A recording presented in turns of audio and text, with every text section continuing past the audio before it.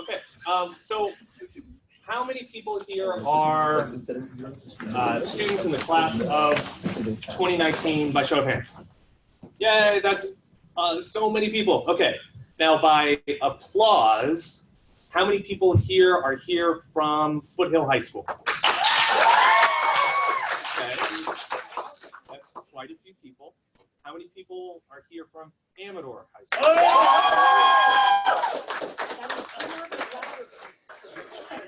Yes, I appreciate that. How many people are here from Curtin High School? Okay. It's a great mix of high schools. Anyone here from any other high school? One person's like, no, not at all. Okay, so welcome. We really appreciate you taking time out of your summer, which I hope has been wonderful for you, to come and learn about the Constitution on a Sunday night or a Sunday day here in San Francisco, California. We, as an organization, are called Californians Advancing Civic Education, or CACE. We really appreciate you guys showing up. Our organization is dedicated to help students like you learn about civics, learn about the Constitution, and to help you participate in programs like We the People. You're all here, you're We the People students in one of these three schools, and we're here to help you get the best out of your experience. Just to give you a little bit of background on me, my name is Clinton Woods. I'm the president of CACE, Californians Advancing Civic Education. I'm also an alum of the We the People program. Back in 1995, which is a long time ago, I'm an alum of Amador Valley High School. Amador kids, the other guys are like, no. That's fine. But for at least the last 5+ years, I've been volunteering at as many We the People schools as I possibly can because I love the program. It changed my life. And what I'm hoping is that the program will change yours in a similar way. And I think that if you dedicate yourself to it, it will, and it certainly can. So with that, I'll let the other people up here introduce themselves, tell you guys a little bit about themselves, and we'll go on. From there. Hey everyone, my name is Vikram Srikanti. I am a third-year PhD student in computer science at Berkeley. I'm also an alumni of the program from Foothill in 2012. And I'm looking forward to working with you all for the next, hopefully, 10 months or so until that comes. Hi everybody, Beck Mankowski. Sean did not tell me there was a suit requirement for today, so my background, I've been working with this program about 5 years. I got involved because Mr. Woods here brought me in. I actually work for a company called Workday, which those of you from Pleasanton have probably heard of it, which has nothing to do with this. So this is what I do for fun. Yeah, really excited to be working with this new group of students and helping you guys out through the year. And hi, my name is Sean Gentry. I am also an alumni of the program. I went to Foothill, though, 2002. And I was Unit 1, so I usually work with Unit 1 throughout the year. I'm also an attorney, so I love Unit 5 stuff. I practice employment litigation here in the city, just down the street at a very small law firm, doing mostly litigation, some advice and counsel from employers. And this was really a banner year last year for CACE, for We the People, for California We the People, especially for the Pleasanton and Bay Area schools. So you have some big shoes to fill this year for the two schools that got to go to nationals. I think it might be Irvington's turn this year. It's what I hear. But either way, you all have you have a lot of experience you can build on from the students who just graduated before you. Use those resources, use us throughout the year. It is a marathon, not a sprint, so get there and it'll be great. Okay, so the first thing we're going to do is we're going to hand out this, and we're going to talk about how to make a name placard. It's really important. Okay,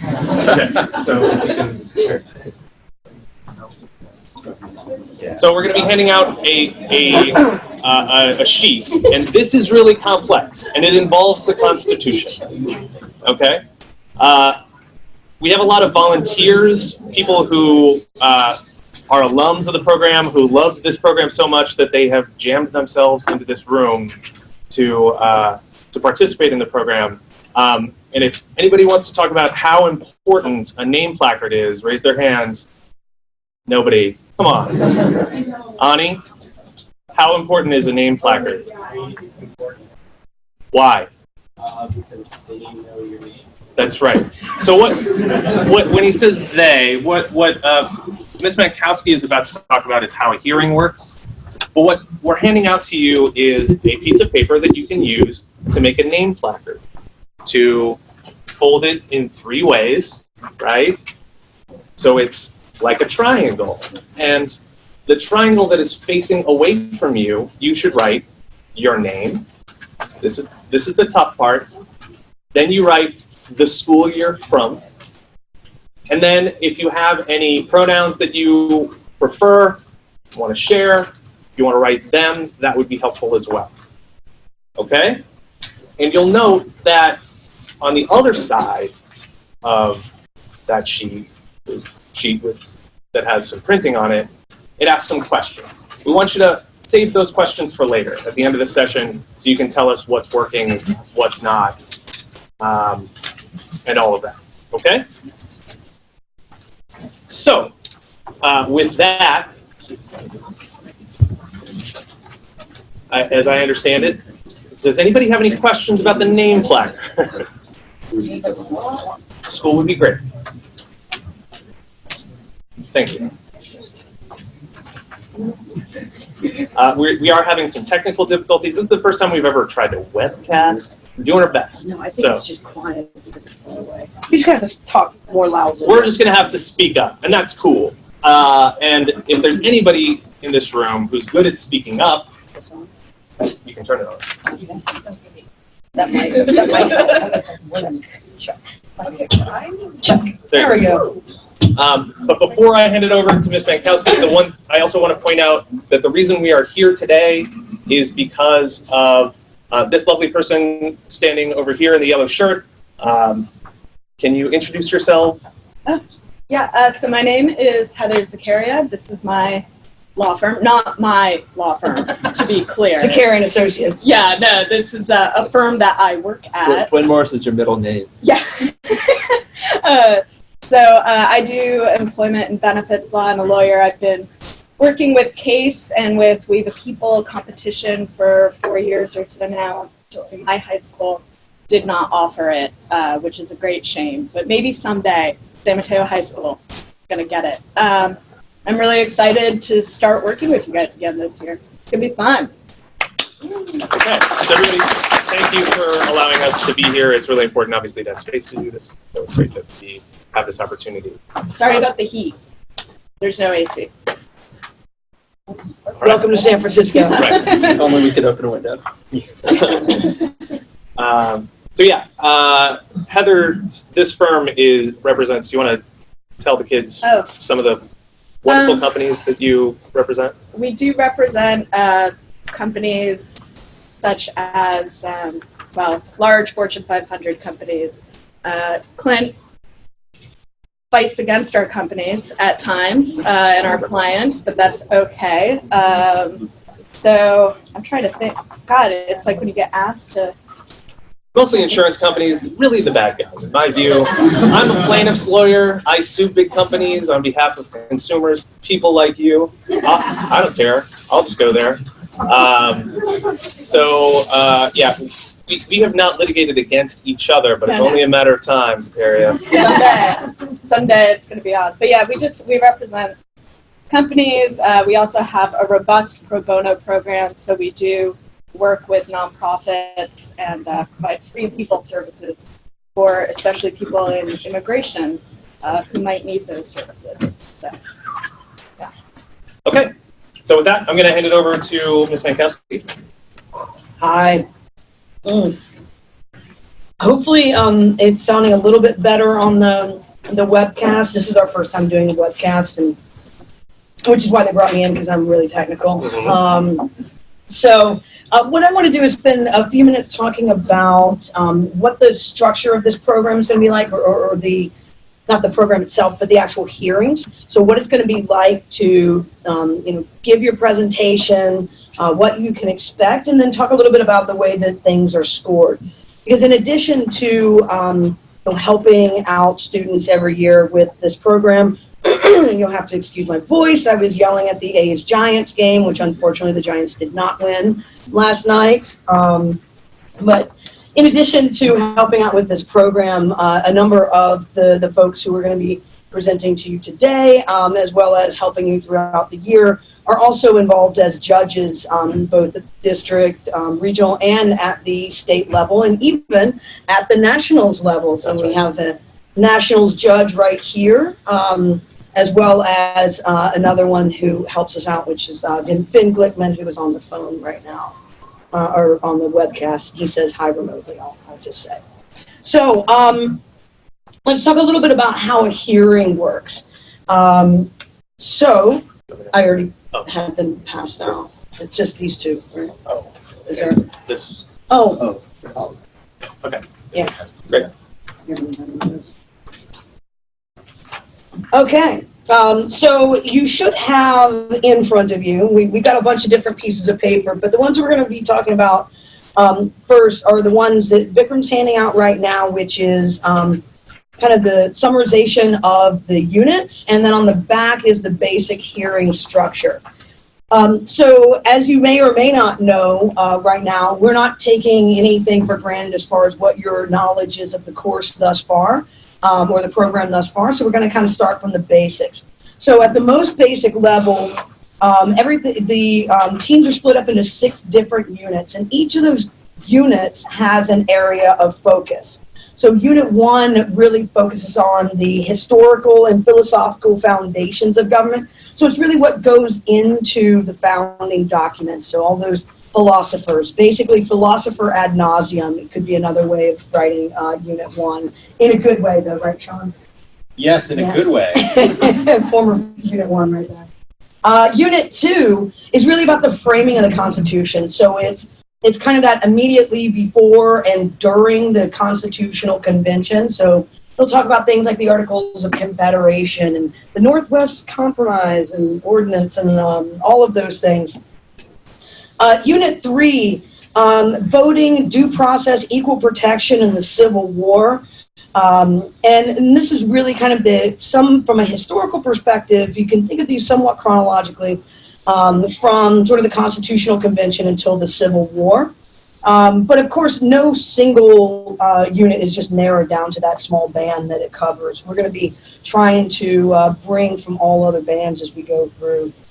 Unit 4, institutions of U.S. government. So kind of what the different, and that's one of the units that we're going to be focusing on today, what the different branches of government are, and how our government is set up. Unit 5 focuses pretty much exclusively on the Bill of Rights. So if you are a, what? Okay, yeah, we've got volunteers in the back who are like silently cheering each time they do it. Is that what's going on? I'm trying to ignore the peanut gallery back there, but so Unit 5. Okay, pretty much focuses exclusively on the Bill of Rights. So it really looks at things like, what are in the Bill of Rights, what are some of the cases and precedents based on those rights, and what those rights mean within history, within society, and to you. And speaking of what things mean to you, there's Unit 6. Right?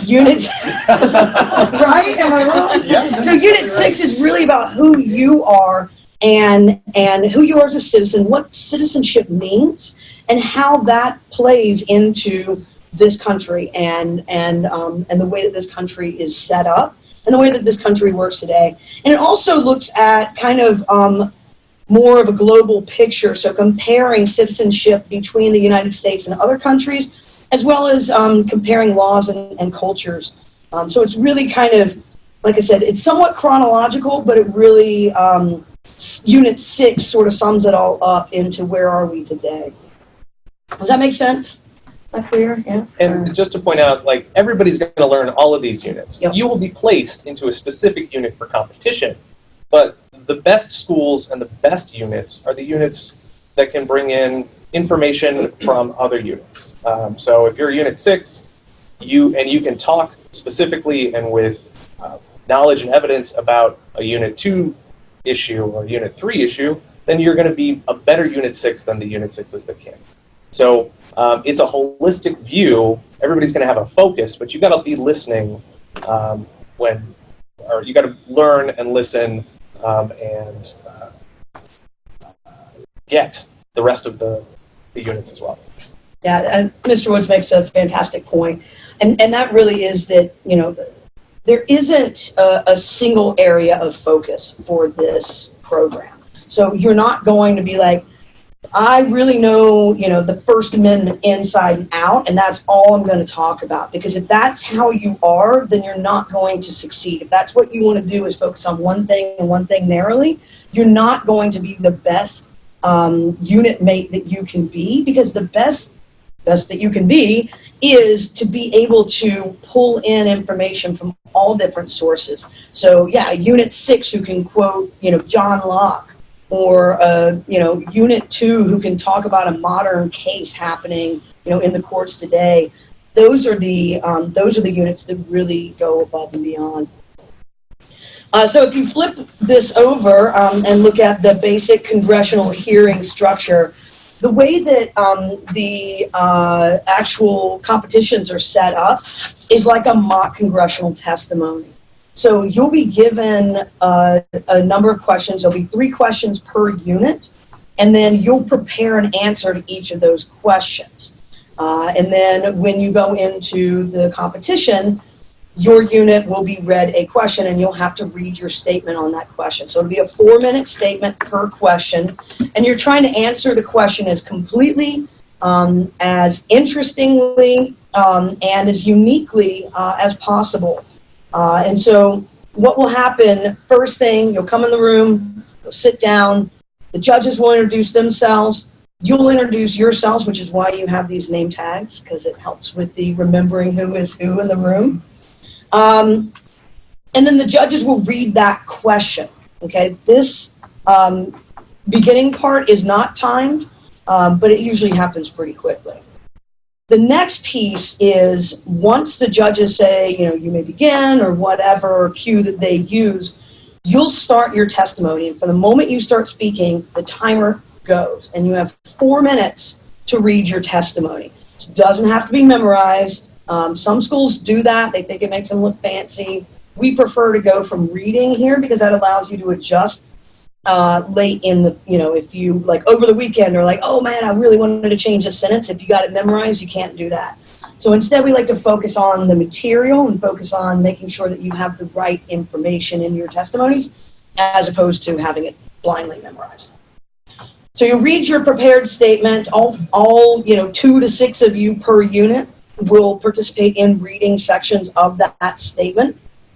You'll address the question that you're asked, and each question has a main or an umbrella question, and then under that there's 2 bullets or sub-questions. And you'll need to address each of those pieces, and we'll talk as we get into testimony writing, kind of how to structure your arguments and all of that. But you'll address those questions in your testimony, you'll read that to the judges, and it cannot be any longer than 4 minutes. Usually, the sweet spot is like 3 minutes and 59 seconds, right? You want to get as close to that 4 minutes so you answer as much as you can without going over that 4 minutes.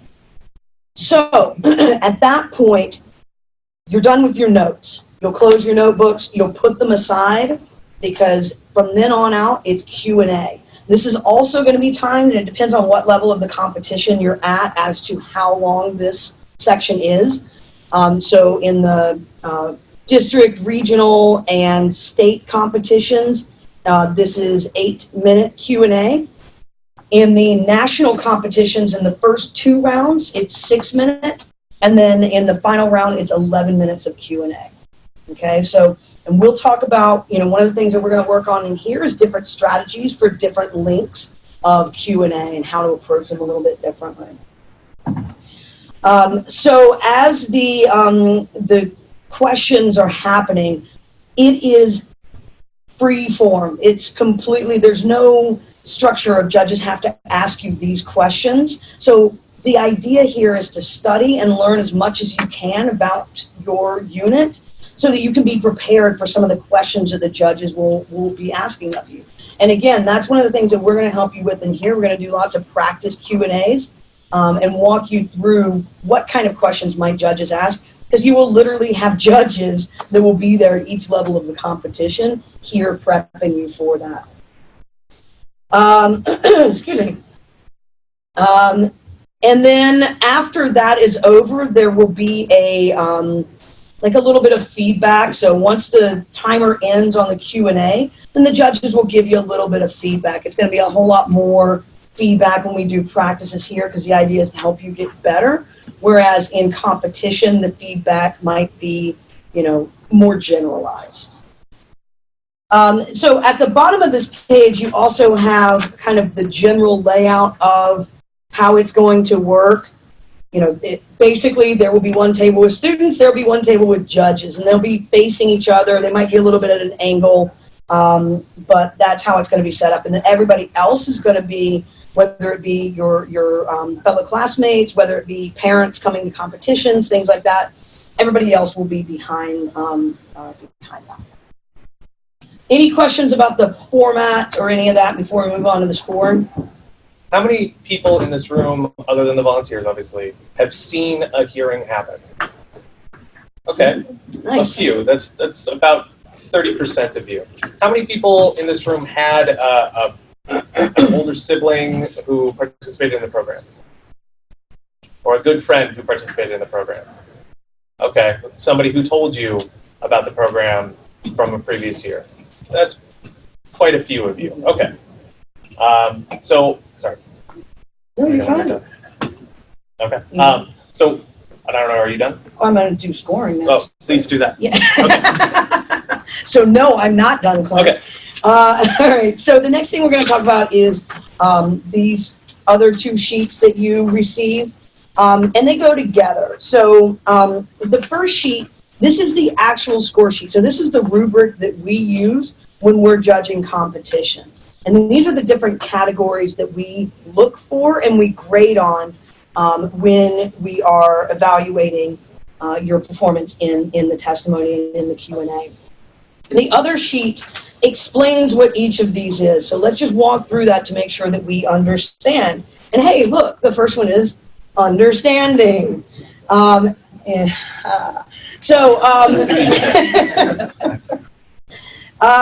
So basically the idea, and some of these you'll notice, and you'll even hear us when we give feedback, that some of these overlap in some ways, you know, like sometimes you could say, was that constitutional application, or was that just supporting evidence?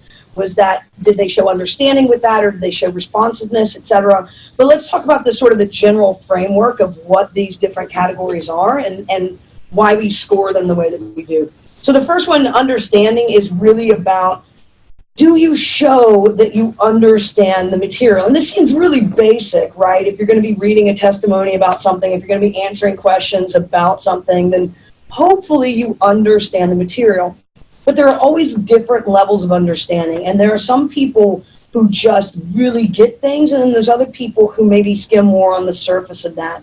And so what we're going to be grading on, and it's on a 10-point scale. Each of these buckets is a 10-point scale. We're going to be grading based on how well did it seem like you understood what you were talking about. Not just did those words make sense in that order, but did they actually go to the core to demonstrate an understanding of the material? And that goes, all of these go both across the testimony and the Q&A. There isn't a separate, you'll notice there are not two columns, one for Q&A, one for testimony. So this is going to be an overall understanding. So, because we definitely have seen where folks show a huge, a tremendous understanding in the testimony, and in their Q&A, it doesn't seem like it connects at all, and even vice versa.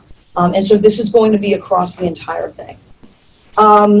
The second area is constitutional application. And honestly, there's different interpretations of what this means, just like there's different interpretations of the Constitution.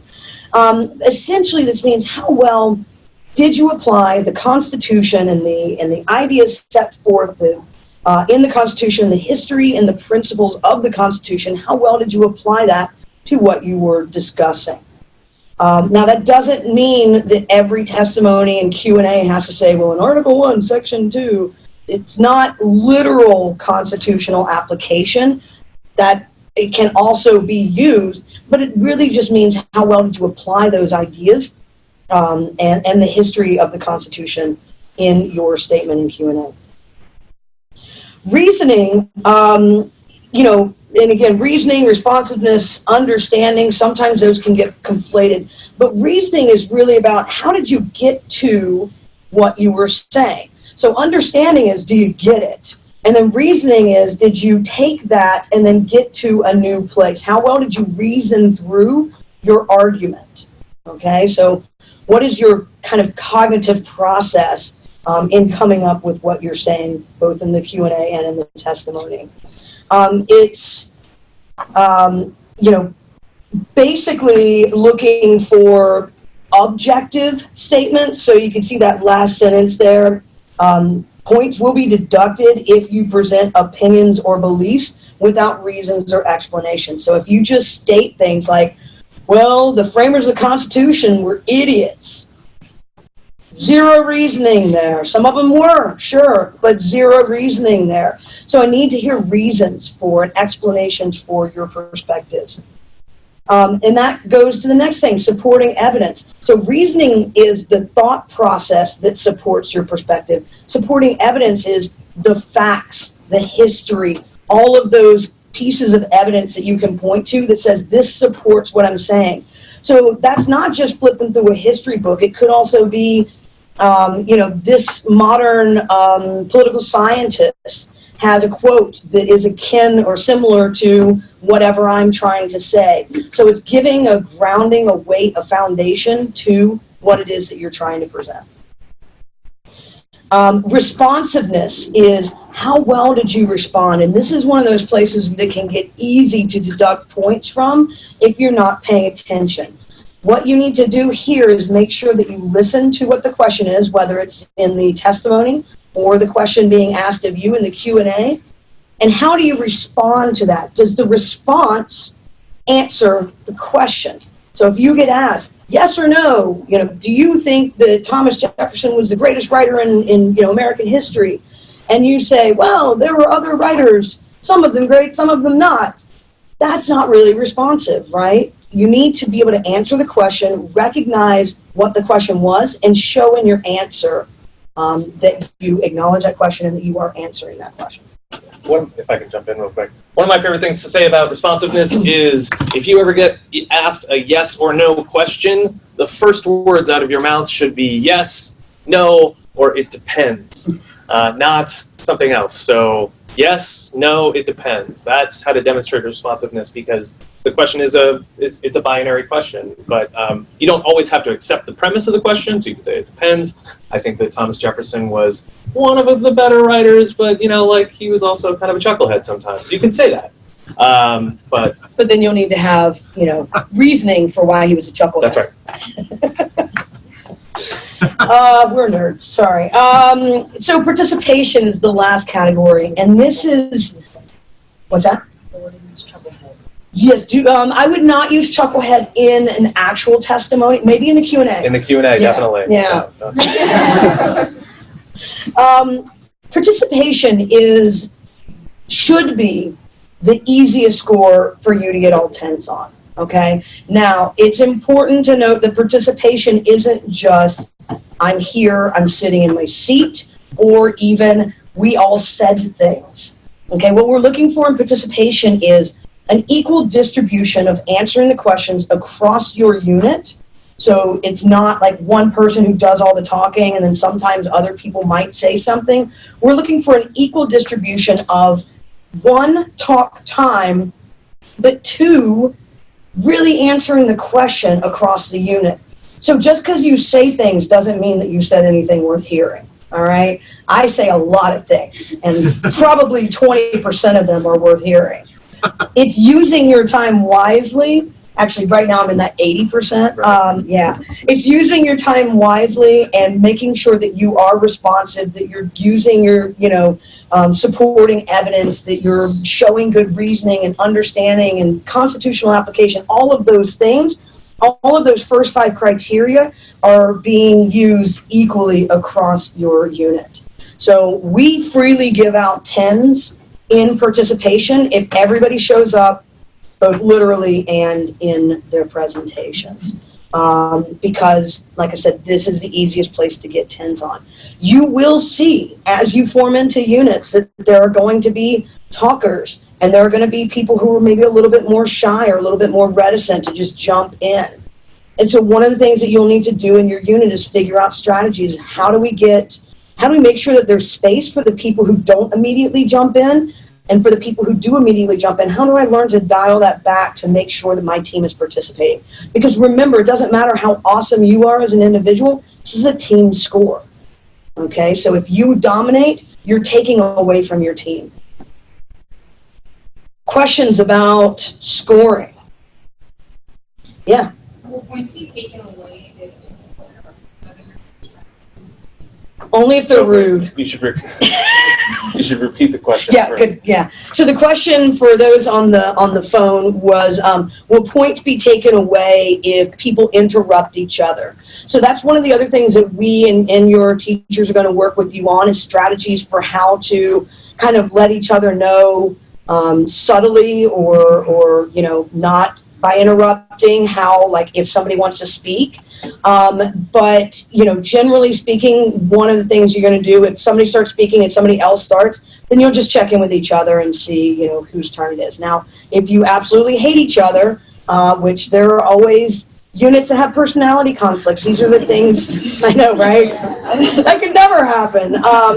These are the things that we have to work on, because, again, you don't have to like each other, but you are on the same team, and your team score counts together. So, these are all the things that we're going to help you with through the year, is figuring out, how do I make sure that my team is balanced? How do I not interrupt my team members? How do I make sure that people come in? And how do we have that right kind of chemistry on the team, whether or not we're BFFs in real life? But also, never interrupt someone in the middle of their point, right? Well, there's that too. If someone's talking to me, actually, no, that was totally wrong. This is what you should have been saying. You will definitely be frowned upon for doing that. I guess I should have led with "Don't be a jerk." Right. That went. Yeah, but good point. Good point. Do you like how he waited until I was done to say that? Very good illustration. Other questions? Yeah. For the constitutional application, you said that we didn't have to actually cite Article 1 section or something like that. So when you're talking about general constitutional theory or apply that to your answer, then you have to cite it. When do you need to cite and when do you not need to cite? Yeah, great question. So the question was, when we talked about constitutional application, I said you don't necessarily need to say, like, Article 1, Section 2 says that. Is that you? That's your phone. I guess the volume went back up. That's weird. No. Okay. Yeah, I get really You're annoyed. hearing yourself talking on your own phone with the Mhm. webcast. Sorry, 1 second. Well, let me jump in, Yeah. if you don't mind. So the question was, when should you cite to something? When should you issue citations for the things that you're saying? And my short answer is early and often. So you should be citing constantly when you can, but it's not always a constitutional cite. So if your point is the necessary and proper clause supports why Congress could spend this money on this thing, then you should cite to Article 2, Section 2, or Article 1, Section 2 in order to get that point across. On the other hand, if you're making some sort of an argument about a court case, you should tell us where that court case came from. So, for example, that comes out of the Youngstown case in 1952. You should say the whole name. And then, tell us which justice wrote it, something like that. Or if you're making an argument about something current events and you have, a scholar you want to cite to, tell us which scholar that is. Don't just say something without attributing it to where you got your idea from. So everything should have citations when you can. Sometimes you're just making an argument, though, something that's your opinion, sometimes you're asked what your opinion is. And in that instance, you don't necessarily have to cite anything if it's a strongly held belief until you get to the evidence part of your answer. Any other questions? Yeah. On that note, so if you're, say, like in the Q&A and like you're supposed to give like supporting evidence or whatever, and you can't exactly like quite recall like exactly like where in the Constitution you found that evidence from, are points taken away from you when you group? I mean, so no, yes, maybe. It depends. So it's not really, the thing that I'm sort of objecting to is it's not really a matter of like points taken away. We're not like looking for you to screw up, you know, and like, dang, she lost a point there. It's more about we're trying to sort of average across. So it's not one specific thing is going to make you lose or gain points. We're trying to average across all of the questions. Now, if you don't know an actual citation, then the best thing to do is get as close as you can and hope that someone on your team can help you out with it, right? If they can't, then just leave it at that, because it's still better to say something that maybe isn't 100% complete than to just not say it at all. Yeah, so like, for example, if you know like, oh, there's this clause in the Constitution that like states have to respect like what other states do and their states or something, right? Like that's better than just not saying that. But it'd be even better if you're like, oh, that's the Privileges and Immunities Clause, it's Article 4, Section something or the other, right? And if you can, like, the more detail you can give, the better. But giving some detail is always better than giving no detail. With that, I'm going to pass it off to you. Yeah. Yeah. So we've talked a lot. Thank you, Beck. We've talked a lot about the general structure of how to do a hearing and what a hearing looks like. But we thought a better thing to do would be to actually show you a hearing. How does that sound? Yay. Okay. Yay. Okay. And so what we've done is we've taken some of the greatest We the People students of all time, literally. All of the volunteers here. Yes, it's me, mostly. Mostly. But we have some wonderful volunteers from the last few years from all three schools who are going to come up and show you what a hearing looks like. And so that way, afterwards, you can ask questions of the group, ask questions of the volunteers. But we're going to focus on 2 of the 6 categories that we mentioned here today. Going forward, we're going to focus on understanding, that first one, and participation, that last one. Okay, so those are the things that we're primarily going to focus on, and we're going to have the volunteers come up. We have a panel, as a distinguished panel, and some judges. That's you guys. That's you guys. Come on up. All right. Okay, so it's going to take us a couple of minutes to get set up, and we'll go from there.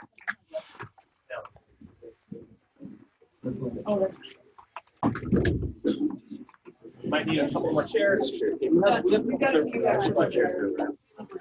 Okay.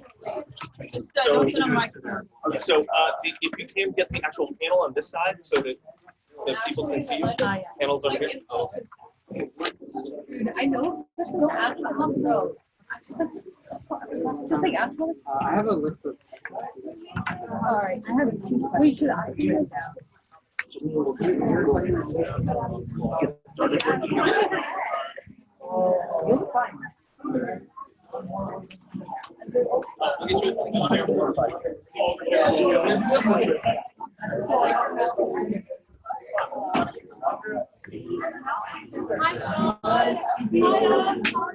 Hey, and for those participating remotely on the web, if you have questions, you can post them in the chat. I do have it on my phone so I can see when people are chatting. So if you have questions remotely, feel free to post them in the chat. So you will note that we have the panelists on this side. That will be you. These are the people you're supposed to be relating to.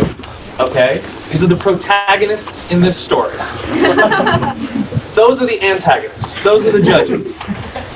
Those are the people who we relate to.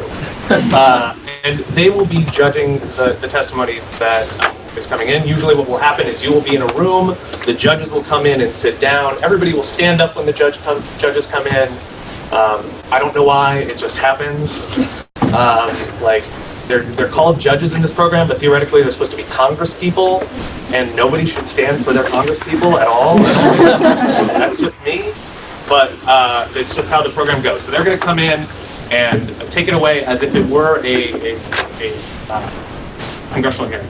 Judges. Good morning. We are your judging panel. I am an alum of the program from Foothill High School Unit 5 last year. My name is Leland Zhang. I'm Ashna Avichat. I was on Unit 5 at Foothill. I'm Anna, and I was on here at Foothill High School.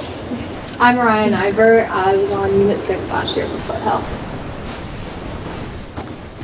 Good afternoon. We are your CACE panel for today in testimony. My name is Anu Gangarajan. I was on Unit 5 last year. Morning. My name is Maggie Wade. I was on Unit 5's unit last year for 2018, and these two are mine.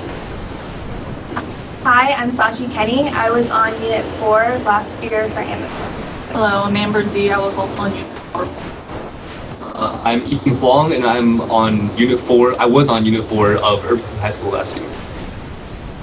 I'll be the timer, but everybody remember to speak up. Okay. All right, your question today is, what is We the People? How did it impact your understanding of rights, responsibility, and citizenship? You may begin when ready. We the People, the Citizen and the Constitution is a program dedicated to promoting civic understanding and responsibility among the nation's elementary and secondary level students. In 1987, the program was developed and adopted by the Commission on the Bicentennial of the United States Constitution, chaired by Chief Justice Warren E. Burger.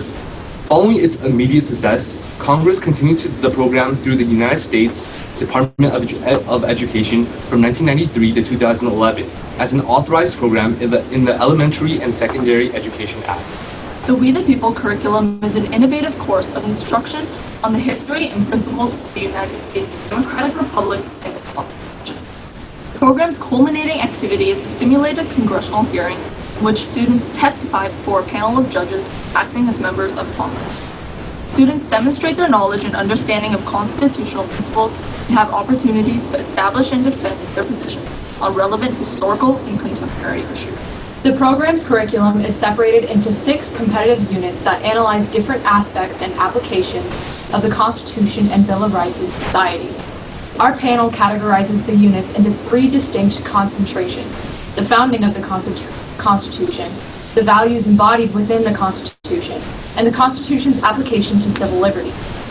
Each of the 6 units, comprised of 3 to 6 people, is tasked with writing a 4-minute comprehensive response, or testimony, to answer a series of questions pertaining to each unit's area of focus. Subsequently, students must answer follow-up questions from a panel of judges based on their testimony. In terms of scoring, points are assigned based on each unit's appropriate response and constitutional application, supporting evidence, and delivery. Students from around the United States participate at regional and state levels for a chance to attend the national competition in Washington. Through this rigorous, year-long program, We the People give students a deeper understanding of the Constitution and its effects on American culture and society, from grasping the nuances within the body of the Constitution and Bill of Rights to fostering civic virtue in all aspects of our lives. According to Charles Quigley, Executive Director for the Center of Civic Education, the main purpose of the program is to provide students with the knowledge, skills, and disposition required for competent and responsible participation in the American political system. Participants are expected to not only identify problems within the concentration they study, but also find solutions to those problems. As a result, heightened understanding, students become active citizens in their local communities, finding ways to hold representatives accountable and increase citizen participation within our democratic system. They are encouraged to use what they've learned to make positive changes and get involved in government, whether it be at the local, state, or national level. Our panel agrees with Benjamin Glickman, an attorney and We the People alum, who affirmed that this program teaches students how our government works and how it might work better. We all agree that We the People has changed our life and was an experience that we, among the other 30 million participants in 1987, will never forget. That is why the program enjoys active support from state bar associations and foundations, other educational, professional, business, community organizations across the nation. Ultimately, We the People allow students to examine the history of our country through a constitutional lens, and therefore evoke a greater understanding of contemporary issues. With a better understanding of the Constitution and modern dilemmas through writing testimonies, researching, and answering questions, We the People alum often find themselves actively participating in current events, whether it be organizing voter drives at school or giving speeches and spreading awareness during the National School Walkout. As civic education is the foundation of the representative democracy established by the Founding Fathers, We the People allow students to develop into model citizens and influence their community. Thank you. All right, very good testimony. That was like 4 minutes on the clock. Good job. So, you guys are all very accomplished, obviously, but so how can you prepare to excel at your state, district, regional, and national competitions other than just studying and knowing the basic course material? One way you can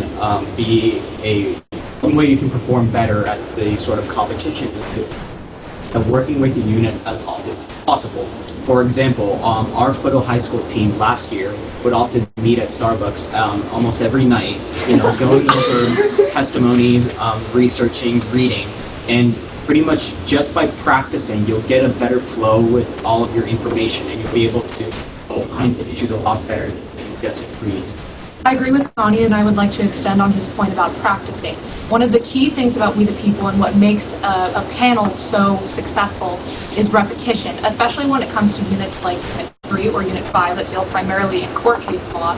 Repetition is key when it comes to memorizing those court cases, especially when it comes to the opinions, the dates, and everything about the court case relating to society in general. So I would agree with Ronnie and say that repetition and practice is key to creating a successful unit and a successful competition. And not only is it important to practice with your unit and repeat what you learn and study more, it's also important to get to know your unit members.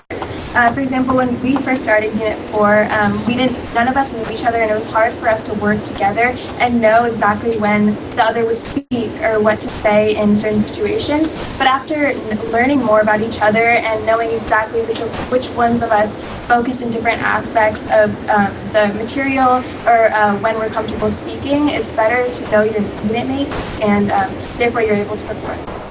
Well, I would argue that group meetings are most important in developing yourself for the people competition. Another way you can prepare for yourself is by listening to podcasts at the same time. For example, another group podcast is center a range of information and reading books, and subjects and broader range of knowledge. To build off on Amber's point of outside reading, I would also recommend following up on the news, basically. Having the notifications turned on your news app on the phone and just checking it for a few minutes every morning can be crucial when you want to pull examples or examples of modern events into your testimony Q&A. What topic do you feel like you have a much deeper understanding of today because of your participation in? Well, I would say that I have a much deeper understanding about the Masterpiece Cake Shop case. Masterpiece Cake Shop, the Colorado Civil Rights Commission was actually started. They began the trial process in 2011, I believe. And when I first heard about that case, I automatically assumed that it was just about a gay cake baker, a gay couple buying from Baker Jack Phillips. And after the course of the year, We the People has heightened my understanding of the case to take it not just from the basis of the question of whether it's constitutional to discriminate on the basis of sexuality, but there are a lot more things that I needed to know about the First Amendment right to religion that were very important to me coming into this class. And so that basically broadened my horizons and it allowed me to study more about it. Well, I believe what I've learned the most throughout my time, especially in Unit 5, is living in the surveillance state that we live in. So often one of the key integral parts of Unit 5 is obviously the Fourth Amendment, which is the right to privacy and security in your possessions. And obviously with a surveillance state, for example, this can often be infringed on in multiple ways, and especially with the rise of technology and with drone surveillance and GPS tracking. you get the sort of perception that you need to be able to have your civil liberties protected at all costs.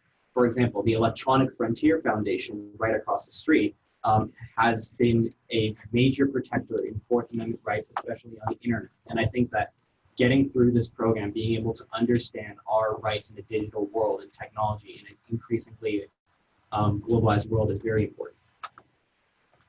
Being on Unit 4 has really taught me a lot about our current president and the office of presidency itself, whether it has been how the president interacts with Congress, with other nations, or issues as like whether or not the president actually has the power to pardon himself if the need so arises. Not only is it about the power of the presidency, Congress, and the court, it's about the relationship between them and how that relationship has evolved from the time of the Constitutional Convention to today. And I really focused on how Congress and the president have their relationship has changed from Congress having more power to the president gaining a lot more power over time. And we can see that through the court cases and the historical events that we study. How have the things that you've learned in the people encouraged you to be more active in the community and government outside of the program? With greater knowledge gained through the program, I began, currently I'm reading a lot of the news, and it encourages me to be a more active citizen, whether it is just informing myself or telling my parents about what's going on through the world, and also participating in other events. At Irvington, we had a We the People alum, Ayushi Krusty. She actually helped organize a voter drive to help around 300 students sign up to be able to vote.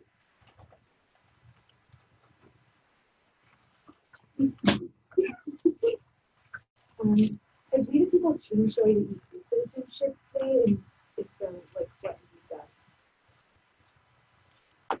Has We the People changed the way you view citizenship today? If so, how? Repeating for those who don't.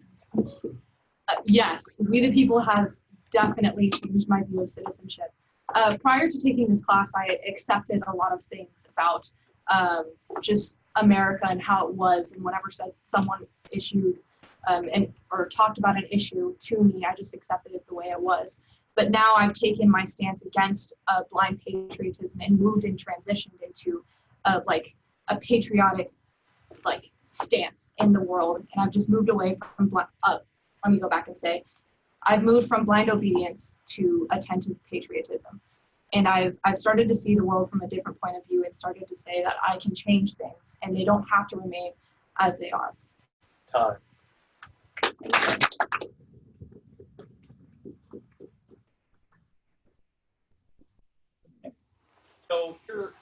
So we've just seen a testimony and a Q&A, and here would be how the judges debrief. Okay, I'll go first. Yeah, I really liked the flow of your testimony. You guys, I especially liked how you categorized the 60 minutes into 3 easy to follow categories. I liked your citation of evidence. Overall, in the Q&A, your participation was really good. I think everybody talked at least twice, I'm pretty sure. And there was a good length to each of your answers. It wasn't too long, and there wasn't too much unnecessary information. For the Q&A, I especially liked how you guys bounced off of each other, and I think you named Amber when you were responding after she spoke, and several of you agreed. Yeah, I agree. I think in the Q&A you guys were really thorough with your answers, but I felt like some of them were a little long. Yeah, I agree with everything stated. I also liked your personal examples in the Q&A. Yeah. Does anybody out there have a particular thing that they liked or disliked about the presentation? Okay. Oh, right here. There was only one thing was when Ani mentioned that something about the Electronic Frontier Foundation. I don't know if this was how it was supposed to be done, but like they look confused for a moment, like the rest of the members. So what do you do when you know that someone else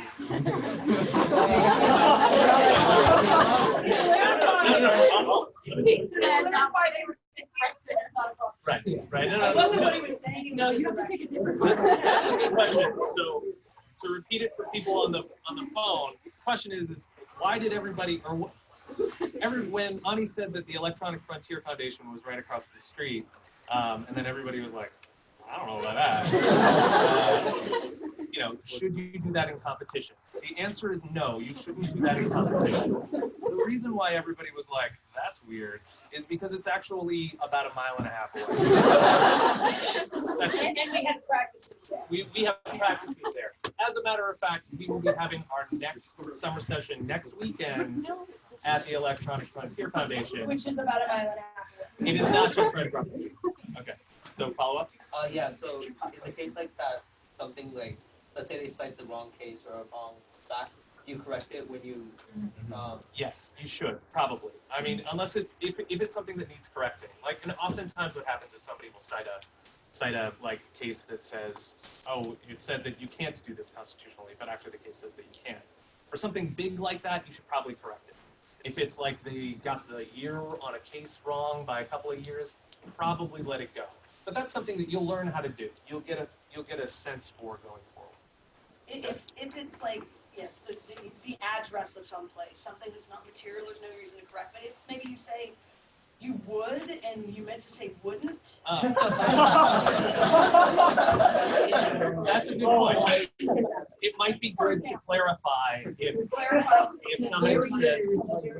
I wouldn't see any reason. Right. To read a statement, clarify. Right. Do it in the moment. Right. Don't wait 24 hours. That's Just don't antagonize your other members. Okay, so one other point here is you should also, as a listener, be observing what's happening around you when it's not your turn to speak. And if you notice the judges all look up sharply when somebody says something, then you should notice that they observe the mistake. And that means you might want to take added precautions to clarify that. Whereas if the judges are scribbling furiously and it doesn't look like they observe that particular issue, you might choose to let it go because you have more important things to say with the remaining time that you have left. Great. Okay. So with that, what we're going to do is we're going to take, we're about to take a short break. But before we do take this break, I want to point this out. So we mentioned the Electronics Frontier Foundation. Thank you, Ani, for bringing that up. There is a summer session next Saturday. How many people are planning on coming to that? Okay, almost all of you, which is ironic because almost none of you have RSVP'd for it. Like, there's like 10 people who have RSVP'd for it. So that means there's an email in your email inbox from Ms. Mankowski that you can click on and RSVP. Yes, there's a question? You don't need to un-RSVP. You don't need to un-RSVP? It's just, we have to get the list so that we can give security the list of who's going to be here, and it also gives us an idea of how many printouts to make. Right. So if we know that we need to know how many people are showing up, and we need to know who's showing up. If you sign up and then you realize you can't go, if it were up to me, I would say you're out of the program for the entire year. But unfortunately, it is not up to me. So everything will be fine. Okay? So we're going to take about a 5-minute break, and then when we get back from the break, we're going to start talking about branches of government. And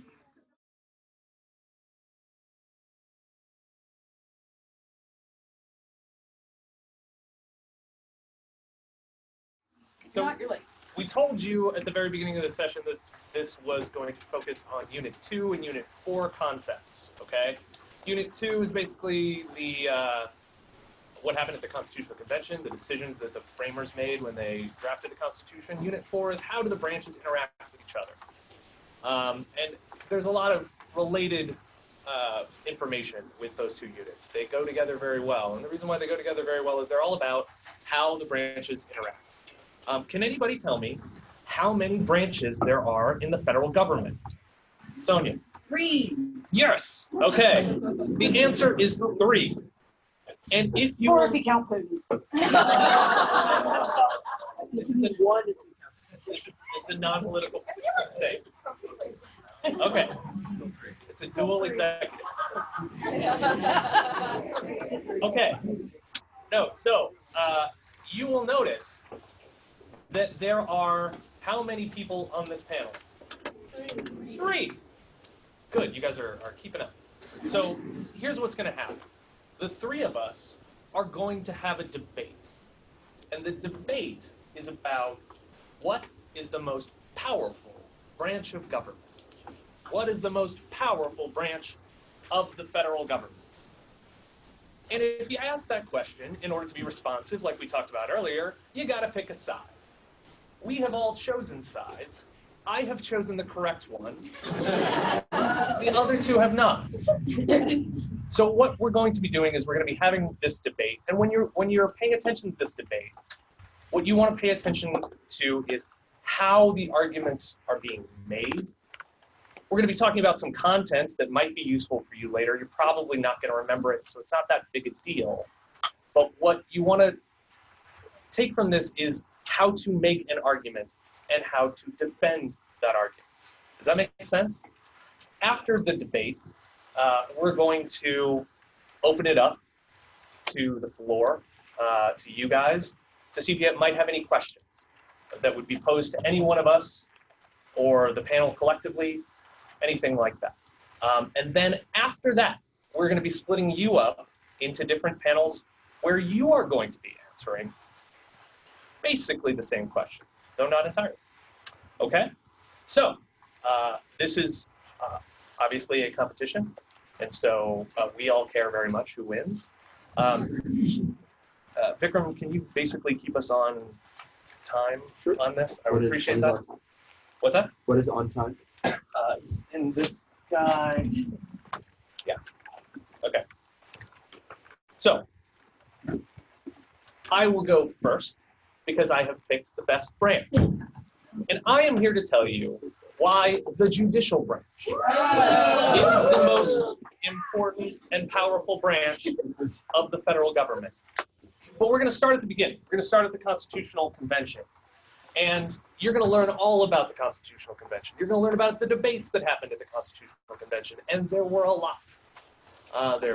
Everybody was talking, and Madison and Hamilton and James Wilson were droning on and on and on and on and on about, oh, we got to worry about the legislature. We got to worry about the legislature. And then they're like, okay, maybe we should also talk about the executive. They talked almost not at all about the judiciary. There were a couple of proposals. James Wilson and James Madison thought, okay, well, we need some sort of court system, and we need somebody who's going to determine, how people are following the Constitution. So what we're going to do is we're going to create a thing called the Council of Revision, and we're going to put it within the executive branch. And basically, it was going to be a group of people who would review the things that the legislature did and say yes or no as to whether or not it was constitutional. But then, people decided that would actually give the executive too much power. And we wouldn't want to give the executive too much power. So what the framers did was they created the judicial branch. They drafted it, they put it in Article 3. It's the third article. And if you read it, of the substantive articles I guess they're all substantive. Of the articles in the Constitution that are about particular branches, it's the shortest. It says, and this is my pocket Constitution, I highly encourage everybody to get one. It is my thing. I bring it to competitions. But it says, very simply, the judicial power of the United States shall be vested in one Supreme Court and in such inferior courts as Congress may from time to time ordain and establish. Sorry, who may ordain or establish? Congress. The inferior courts. But the Supreme Court has the judicial power. There's no qualifying statement there. There's nothing in there about, well, the Supreme Court shall have the judicial power except when we don't think that they should have that power. They just say the judicial power. And in that sense, the grant of power in Article 3 is it's much, much greater than the grant of power in Article 1, which if you read Article 1, it's like 19 pages long. It has all of these limitations, blah, blah, blah. And if you read Article 2, there are specific limitations as well. There are no such limitations in Article 3, in the judicial branch. And that is why, from the founding perspective, it is the most powerful branch. So honestly, there's no limitations on judicial powers in the Constitution because they didn't think there was enough power to worry about limiting. As the proponent for the executive branch. Alexander Hamilton wrote in Federalist 70 that taking it for granted, therefore, that all men of sense will agree in the necessity of an energetic executive, it will only remain to inquire, what are the ingredients which constitute this energy? How far can they be combined with those other ingredients which constitute safety in the Republican sense? So, having just survived the American Revolution, when Congress got together to decide what the Constitution was going to look at, they were most afraid of a powerful legislature. And so they wrote and they wrote and they wrote Article 1 to limit the powers of that legislature, to make sure that a parliament-like body couldn't just take over America. Right? Bringing down the House lights. Right. What they then talked about was the executive, in which they imbued the executive with all of these powers. Then they're like, oh yeah, and a judiciary, which they really didn't give any power to at all, except the power of judicial review. No, they didn't give judicial review. Oh, I disagree with that. They maybe implied it, but the judiciary actually gave itself that power, and the rest of the government was like, yeah, okay, whatever. It's like when your little sibling wants a toy, and you're like, that's fine, I have 20 more. If they were stupid enough to let that happen, that's fine. So in the Constitutional Convention, there were a couple of different plans for what that executive was going to look like. There was the Virginia plan, which really called for a single person, which would be chosen by the legislature. That would have a lot of power and would even have the ability to veto some legislation along with the judiciary. And then there's also the competing plan, which was the New Jersey plan, which was not a unitary executive, but a multiple people executive branch. Again, this was going to be elected by Congress and cannot be reelected and could be recalled by Congress when requested by the majority of executives of the states. Neither of those obviously ended up in what we created, because what we created was a much, much more powerful executive. So not appointed by the legislature, so not beholden to the legislature for appointments, but created as a single person to basically execute the rules and the laws of the country. And then where that has gone from there is really based in how the framers left a lot of room and a lot of power to the executive to basically execute things in the way that he deemed necessary. In James Madison's delicate phrase, the resulting Article 2 of the Constitution was not exempt from a degree of the hurrying influence produced by fatigue and impatience, because they've taken so long writing about the legislature. Thomas Jefferson in Paris during the convention was more direct about that. He said, well, it's actually a bad edition of a Polish king. So even back then, the founders, the framers, saw the executive as a very strong and powerful entity within the American government. That's all cute. But the legislative branch was the one that the framers worried about most, because it was ultimately most likely to bear the most power. And so there were some limits, but they also wanted it to be the strongest form, the strongest branch of our government, because they wanted the power in our Republican form of government to flow through the people and to flow through the people's representatives. And so the vast majority of the powers enumerated in the Constitution are powers given to Congress. They're all listed out there. Sure, there's some checks on those powers from time to time. We've heard about a few of them over here, but ultimately, Congress has all the spending powers. Congress could declare war. Congress had the power to pass laws that affected interstate commerce and all of these different things. And so the framers wanted it that way. The Federalists in particular wanted it that way. And we know that because the Anti-Federalists were panicking over how powerful the legislative branch looked on paper once they finished the convention. And especially the Necessary and Proper Clause, which is in Article 1, Section 8, the Anti-Federalists were writing about how worried they were that this was basically a blank check for Congress to pass any laws it wanted to. And of course, Hamilton wrote that it must be self-evident that Congress would have that power, otherwise why have a Congress at all? So he wrote about that in Federalist 33, and then Madison ultimately agreed in Federalist 44, where they both essentially held that it was a truism that the laws passed by Congress would be the supreme law of the land, notwithstanding how powerful that necessary and proper clause was. And so what that clause says is that Congress has the power to make all laws which shall be necessary and proper for carrying into execution the powers enumerated in the Constitution. And then the Commerce Clause is also a very powerful provision, or has become especially powerful over time.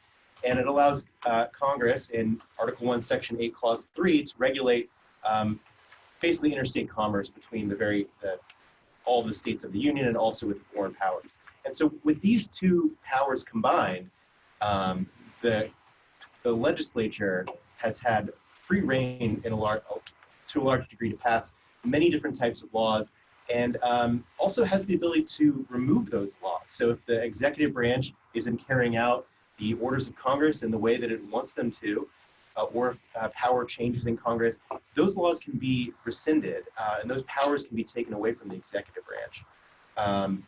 With regard to the judicial branch,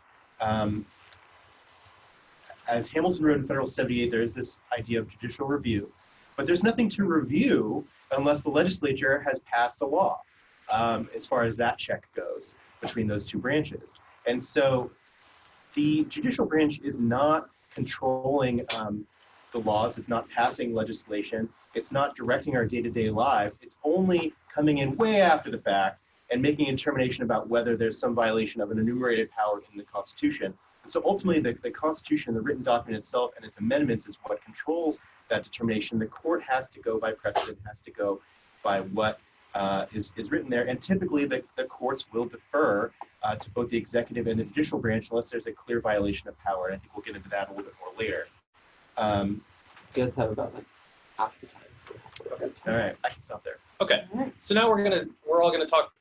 We're gonna respond a little bit, but talk a little bit about how the individual branches promote the common good. We're gonna do a term on promoting the common good, and then we're gonna talk about how the individual branches protect individual rights, your own individual rights as opposed to the rights of the collective. I will say, briefly that some of the statements about, well, the judiciary doesn't have any power. A rebuttal on a turn? No. I mean, I'm just responding. We're allowed to respond. Is that, well, yeah, the main power that the judicial branch has is judicial review. Judicial review is the power to say that any act of either of the other guys is constitutional. It's the final say. It is the hammer, the biggest check. It's the Valyrian steel. It's the, the Charizard check. That's the big one. And so in terms of promoting the common good, the judicial branch is the only branch.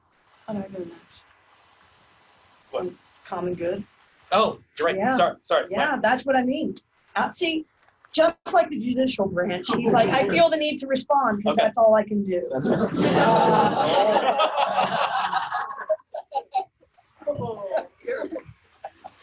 So, I got to be honest, talking about the executive's ability to promote the common good was a whole lot easier when Obama was president.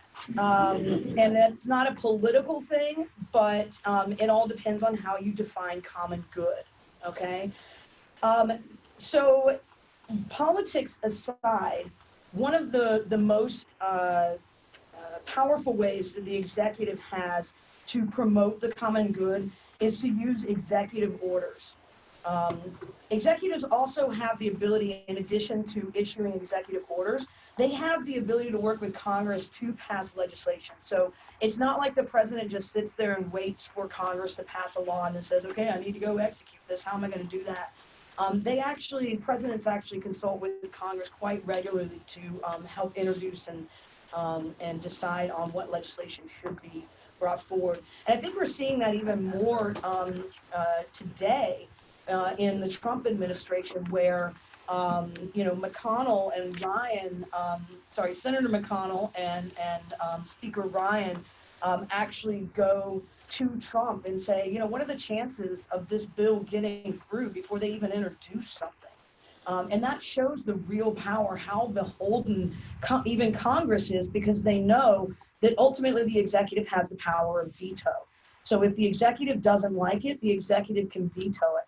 Now, sure, Congress can override that veto, but it takes such a large number of Congress to do that override that how frequently has that ever happened in history? And what is the likelihood in today's Congress that you think that that will actually happen? I could tell you if you want. No, I don't want to. That was a rhetorical question.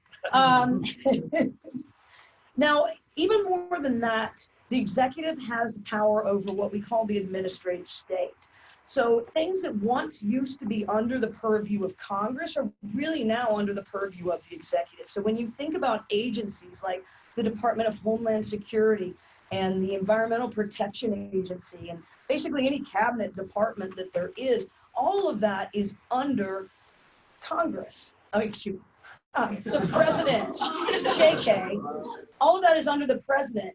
Yes, those agencies may have been created by Congress, but they have been expanded and their powers have been increased under the president.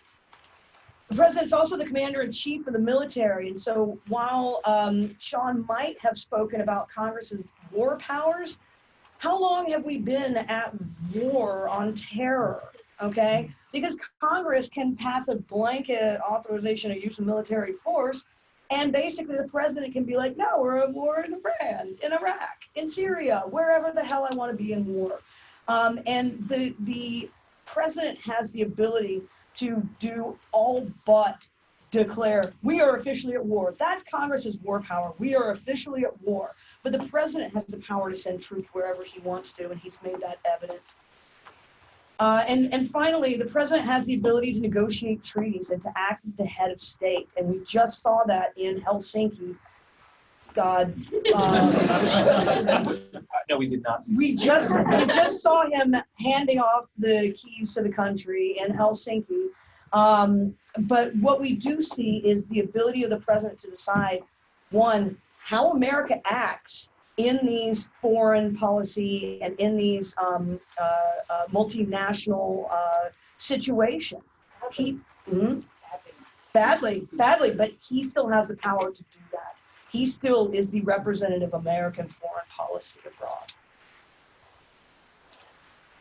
The legislative branch affects our day-to-day lives more than any other branch with the laws that it passes. And even the things that my opponents have discussed, such as the administrative state, flow out of Congress. And so with the EPA, the EPA is a congressional act. The Naturalization Act is a congressional act. These grant powers in the executive branch, but Congress determined what those powers were. And so Congress had the ultimate power to set how these laws affect our lives, and they can change them at any time. So for example, with regard to the Muslim ban that we recently saw affirmed by the Supreme Court, that power flows out of the Naturalization Act and how the president is wielding it. And if Congress decided that it didn't like that ruling, that judicial review ruling, it could decide to change that law. And then the court's decision would no longer be binding, and the president's powers would be changed. And we see this from time to time where, for example, in 2009, that first Congress under President Obama passed the Lilly Ledbetter Act because it did not like how the Supreme Court interpreted a statute of limitations on the Fair Pay Act. And so it basically went against the grain of what the court had ruled and how the executive branch was arguing it in the court system, and amended the law so that it would get its way. And so you can see Congress do that, and even some other recent examples with regard to Citizens United or voting rights. Basically, when the court issues a ruling, sometimes it invites Congress to change the law if it wants to, and Congress has that power typically. And with regard to affecting our day-to-day lives, one of the most important powers our entire government has is the ability to tax and spend, and that's exclusively through Congress. To the extent that the executive branch gets to spend the money, it only gets to spend that money because Congress says that it gets to spend that money. And so, for example, I know a certain president who would really like to build a wall along a certain border. He can't do that because even though that's one of his campaign promises, Congress has not authorized him to spend that money. And so with the addition of the income tax amendment, the 16th Amendment to the Constitution in 1913, Congress now wields a vast sum of financial power in determining how our lives are affected. And it can affect the states as well by using this money, by passing certain laws that incentivize states to do certain things with regard to education, with regard to building roads. It funds FEMA, so when there's an emergency, Congress is the one who provides the money for the executive branch to go and save people, or in some cases fail to save people from certain natural disasters. And all of that comes through Congress. I've heard a lot of talk about how the president can command some troops or something like that. But the power to do that does ultimately come from Congress. And so we have the authorization for use of military force. It is very broad, but Congress passed that law after 9/11 and can change it at its whim. And you know, Congress doesn't often want to do things. And so even when Congress is not acting, it's getting its way because it has the ability to act, has the ability to take certain powers away or modify the way the executive branch is acting. But by choosing not to do so, it's in fact exerting power because it's allowing the president to act as a lightning rod. It's allowing the cabinet members to act as lightning rods so that the policy goals that Congress once carried out in our nation are being carried out by somebody else, and they won't get the blame for it when it all goes bad. And so they then can hold office pretty much indefinitely because there's a very high incumbency rate, and can get their policies enacted without having to be the face of those policies. With regard to vetoes, the statistics are actually in the favor of Congress. Yes, it is a power in Article 2 of the Constitution, or it's a power granted to the executive branch, but in the modern era, almost 1/5 of the vetoes have been overturned by Congress. So the veto power is actually exercised very rarely. President Obama only vetoed 12 different bills. And I have the stat on that. At least one of them was overruled by Congress. So yeah, one of those was then overruled by Congress. But historically, about 20% of vetoes since 1969 have been overruled by a supermajority of Congress. Which means 80% were not, just for those doing the math. But also, the number of bills that are vetoed is incredibly small. So typically speaking, there's several hundred bills that are passed each session of Congress, which is about 2 years, depending, sometimes congressmen are shuffled in and out, but approximately 2 years, you see 300 or 400 bills passed, and very small percentage of those are vetoed. So as I mentioned, President Obama only vetoed 12 bills in 8 years. And so, you know, that's over 1,000 bills that were passed by Congress. Only 12 of those were vetoed by the president. So yes, it's a power, but it's used very sparingly, and Congress does often overrule that power. So 12 of them were vetoed by the president. Every single one of them were judged by the judiciary, were evaluated by the judiciary in one way or the other, or subject to the power of judicial review. We're talking about, you know, the concept of the common good. Like how does it help people? Well, unlike my two colleagues here, the judiciary is the only branch that is in itself a common good. It is there for everyone to access, to resolve disputes. It is there to make the ultimate determination as to what is constitutional, what is right, what is legal, and what is not. That's what it's there for. Does it screw up? Yes, all the time. But let's not talk, but so do these guys. They screw up all the time too. Conceded. Yes. Yeah. So it's not about which branch is best. It's which branch is more powerful. And I submit to you that the branch that gets the final say as to the bounds of the Constitution, as to the very powers that the other two branches wield, is therefore the most powerful branch. And you can see that by how you can also think about how the judiciary has impacted law and the laws that everybody enjoys on a day-to-day basis. I mean, the judiciary practically started the Civil War through the Dred Scott case. You know, did Congress determine that the 14th Amendment, for example, incorporated the Bill of Rights? No, they didn't. The branch that did that was the judiciary. Did Congress desegregate education? No, they did not. That was the judiciary. That was Brown v. Board. Actually, that was the executive order sending in the militarization of the troops by Truman They did it. that accomplished that. Only when the judiciary told them that they had to. Did the executive get rid of anti-miscegenation laws? No, they didn't. They did not. Neither did Mississippi. Okay. Only they were the last judiciary. one, like That's 10 true. years ago. They just finally. No, but the judiciary did that in Loving v. Virginia. Did Congress gut the Voting Rights Act in the Shelby County decision in 2012? No, that was the judiciary. That was us. That was us doing what we do. Did the executive legalize same-sex marriage? No, is the answer.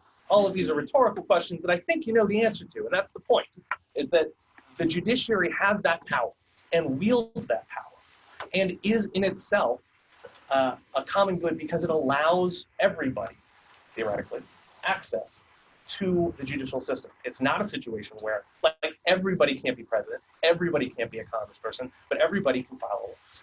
Everybody can take part in the judicial system. That is why it is a reflection of common good. Like 5 minutes left. Okay. With the added 10. All right. So we gotta Well, in rebuttal, though, as far as same-sex marriage is concerned, one of the powers of the executive is selective enforcement. And it was not at a national level, but at a state level, the executive of California that decided not to defend Prop 8 that caused the Prop 8 case to lack standing in the Supreme Court, which is actually what legalized same-sex marriage in California. So was that the executive? Yeah, it was. John, would you like to talk about the ability to protect individual rights? Yes, I would. So our legislature can pass all kinds of laws that allow individual rights to be protected. So for example, I mentioned earlier in the testimony, the Lilly Ledbetter Equal Pay Act. And so essentially that's an instance where Congress determined that women were being paid less than men in the workforce and went out of its way to protect the rights of women and pass a law that then women can use to enforce their rights and be paid the same amount as men. That's an example where the law... How's that working out, by the way? It's getting better. We're not there yet. Some states have been taking some actions to help with that as well.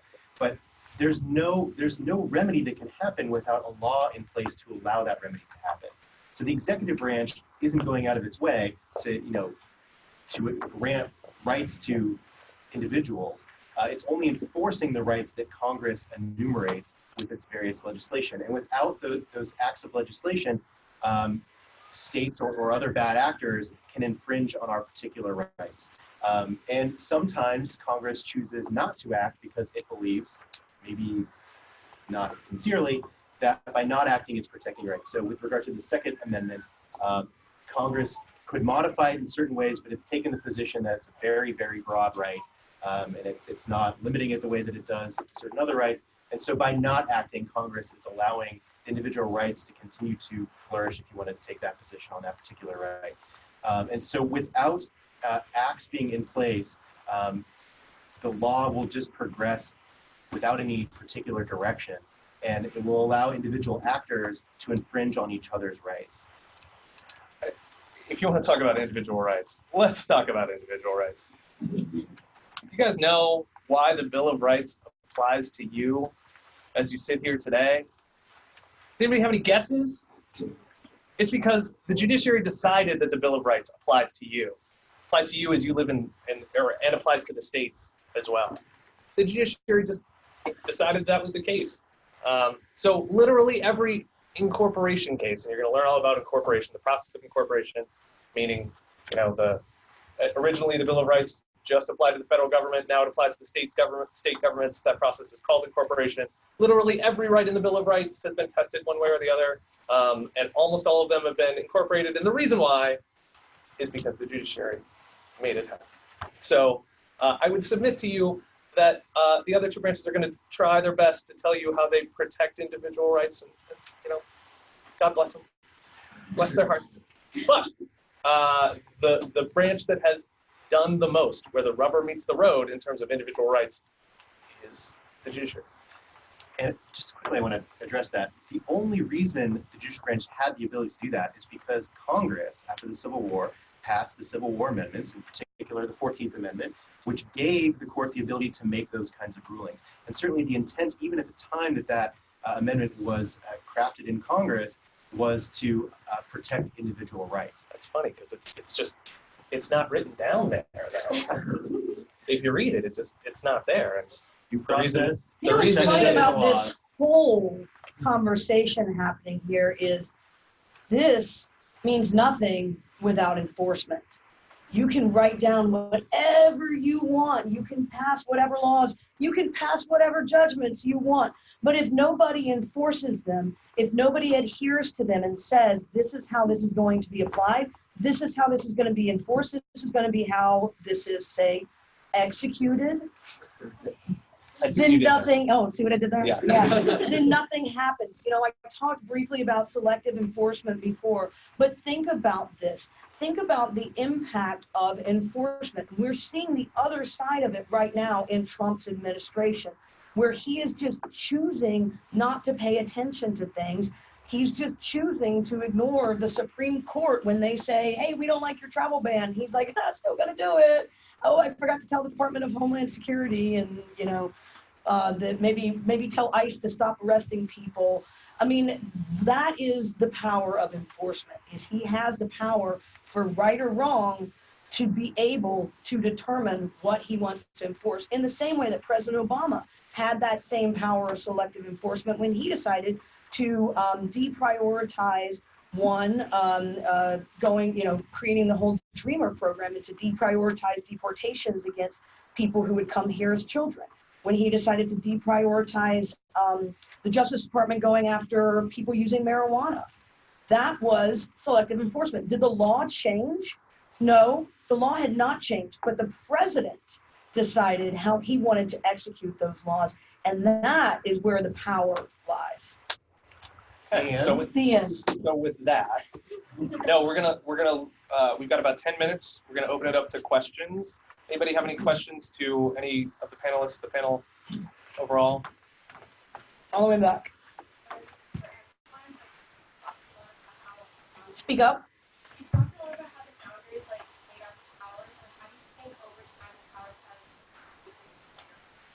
So the question was, we discussed the founders and the framers' views on the powers of the three branches, but how do we think that has changed over time? For each one of us? Okay, so I don't think that the powers of the judiciary have changed at all. I think that unlike a lot of people think that the Supreme Court invented judicial review in Marbury versus Madison. I don't think that's the case at all. I think that it was intended to have judicial review. Hamilton mentions it in Fed 78. He says that that the interpretation of the courts is the proper and peculiar province of the courts. Sorry, the interpretation of the laws is the proper and peculiar province of the courts. Basically, saying that's judicial review. So I don't think that the power of judicial review was invented. I think that it was there from the beginning. I also think that the fact that the federal government has become a lot bigger means that that power of judicial review wields a lot more oomph, a lot more strength, because a lot more is getting done. So I think that it has increased, but the actual how much power they have hasn't changed a whole lot. I would push back on that a little bit by saying that I think that the adoption of the political question doctrine has, but it is a self-imposed limit, but that has put some limits on the power of the judiciary based on them saying, like, we're not going to decide matters that are political questions, which if they'd done that, they wouldn't have decided moral briefing matters. Probably. So from an executive perspective, I mean, I think it's pretty obvious how much the executive and the views of the powers of the executive have changed over time. Initially the executive was kind of seen as, I mean, when we talk about a single person executive, did the framers envision this administrative state we have? And when I say administrative state, I'm talking about all the different departments and bureaus and agencies and all of that roll up under the executive branch of government. None of that was foreseen. They weren't expecting literally millions of people to be employed by the federal government under the executive branch. And so I think that's one huge way in which the power of the executive has been enhanced. I think also the power of the executive has increased because, as we all know, Congress has really ceded a lot of its authority to the president. And while Sean argued that that ceding is like, well, that's because everything that we want to happen is happening, I don't think that that's entirely true. I think it's honestly that the most powerful check on Congress right now is the public and is the press. And with the fear of being primaried out from a congressional seat, and the need to basically placate a very angry and loud, maybe minority base, minority number of opinions, then I think that that has created such a check on Congress that it doesn't have the power to move. And thus the president has stepped into that vacuum to take over that authority under the executive branch. So congressional power has grown in a number of different ways. So just practically speaking, with with new technology, with new ways of travel, Congress now meets very often in Washington, D.C., whereas in the late 1700s, early 1800s, you have to ride on a horse, ride in a carriage. They only met for certain periods of the year. And so just the volume of actions that Congress is able to and does undertake throughout the year has increased dramatically. And with regard to the balance of power, there have been some particular events over time that have also shifted in favor of Congress. So one really important example is a case called Youngstown Sheet and Tube Company versus Sawyer in 1952, where essentially the Supreme Court acknowledged that Congress had particular control over certain areas of the law to the exclusion of the executive branch. And so, for example, in cases where the president was defying congressional orders, Congress was deferred to, not the president. And so really the president can only fill the void if Congress chooses not to act. It's a little more complicated than that, but that's according to the judiciary. But that expanded the power of the legislative branch dramatically. And then the Commerce Clause in particular, starting with especially Wickard versus Filburn in 1940 something. In the 1940s, is the New Deal era legislation essentially allowed Congress to really use the Commerce Clause to affect all kinds of different areas of our economy. And just the size of the economy has changed dramatically too. That income tax amendment, the 16th Amendment, really expanded the amount of money that Congress wields and can allocate to different sources. And Congress ultimately controls, how much money the IRS takes in, as we saw just last year with the new income tax bill, or the new tax bill. It's all kinds of taxes. But and then with regard to the fear of the masses, I would suggest that the incumbency rate being in the high 90 percentile suggests that Congress persons are really not that scared of being voted out of office or primaried. And so, yes, they are our representatives, but I grow personally concerned about how little they actually care about our opinions. So, not saying it's a good thing, okay, but it's so about how powerful they are. We're going to take a couple more questions. One right here. Yeah. How would you say the power of the legislature and the executive branch over controlling the members of the Supreme Court and the Supreme Court's long term affect the Supreme Court's ability to act for the public good? Okay, so the question is how do the powers of the other two branches, how do those powers affect the Supreme Court's ability to affect the common good? Is that correct? Okay. Well, it certainly affects the Supreme Court's ability to function because the other two branches are not functioning in the way that I think that they should or they were intended to. So the judiciary is not subject to any election. They're not running for re-election, and so it's not a situation where, if it's true, it's absolutely true that if the executive and Congress wanted to get together and just let the Supreme Court die off, they could theoretically do that and just not appoint anybody else. So, yeah, that's possible, and we kind of saw that with Merrick Garland, and that was at least a possibility. And it's also difficult with the lower courts. You're going to learn all about lower courts, and it's still a problem. I practice in federal courts all the time, and I'm often backed up because these guys can't get their shit together, quite frankly, to actually appoint judges. So that's the problem. So we all got to work together, unfortunately. But it doesn't. The only thing that it does is it decreases access to the courts, and that's the real problem. Is how I would answer that. Yeah, so I think you can see in the last few years that Congress has wielded much more power than we originally thought they had over judicial nominations, both in the lower courts and in the Supreme Court. And Congress has essentially, in the last few years, taken the position that all appointments have to go through the Senate and have to meet with the approval of the Senate, and not just providing advice and consent to the president. And so they're essentially holding court seats hostage. And it wasn't just Judge Garland's seat, it was dozens, if not hundreds, of lower court seats where the court said, we just don't want President Obama putting any new judges into office. And so the appointment process went by very slowly, and now we're seeing obviously an escalation of that, a speed up of the number of appointments now that the political parties are aligned between the two branches of government. So I think, and the other thing I'll say about the legislature is they control the procedure, they control the laws about how the courts function. So the rules of civil procedure and the rules of evidence, things of that nature, those are legislative acts. And so they can change how courts function, how much funding each court gets, how much funding the circuit court gets, things of that nature, so that Congress could pull the plug on certain things with regard to the judiciary if they wanted to. But I mean, again, Congress is being reactive because they have to react to who the president nominates. So again, they only have the power to maybe make influence on who the president chooses, but ultimately the president still chooses. Okay, we've got time for one more question. So basically, as you said, the president has the ability to nominate the judge and Congress has to approve it. And so, considering how there's been, there's fear of, the political manipulation of the court, specifically having a more conservative majority, and, how do you think that affects the court's decision in the long term?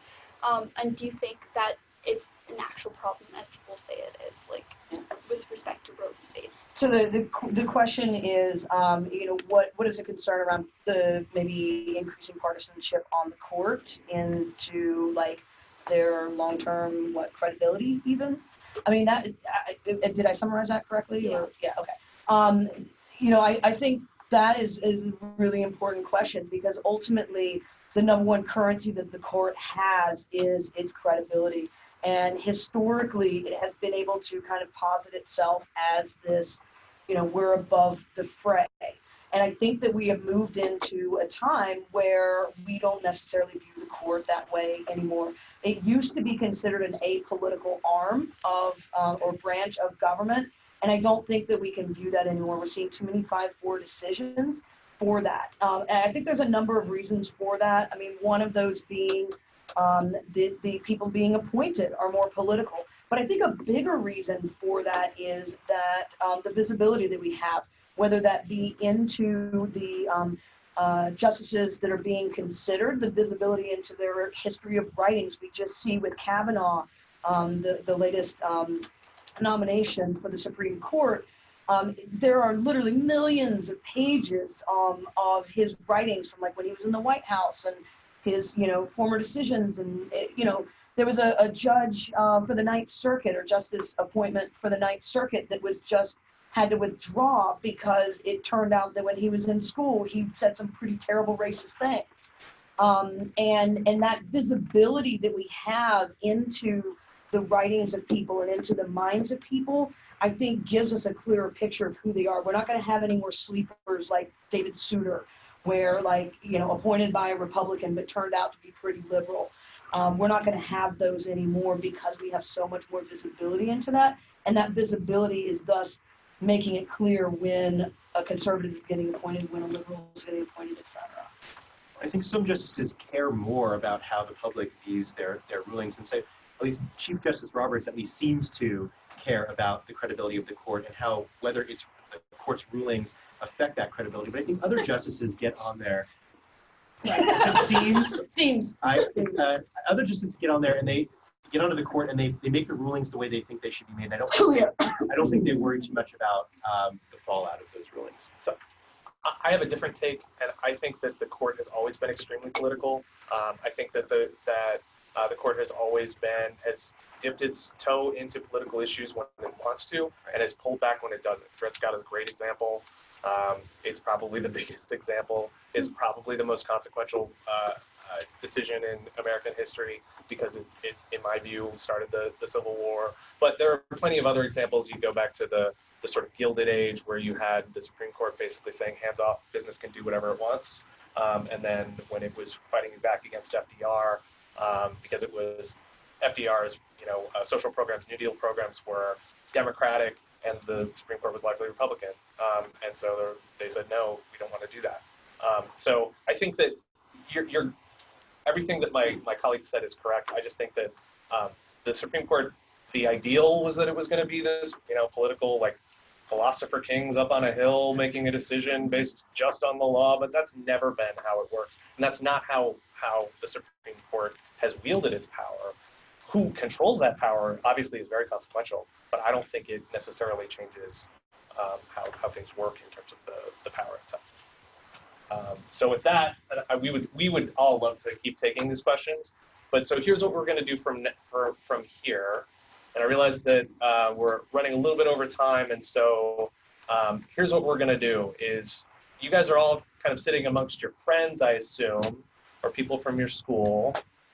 So what we're going to be doing is we're going to be splitting you guys up into units. You saw a unit that testified earlier of volunteers.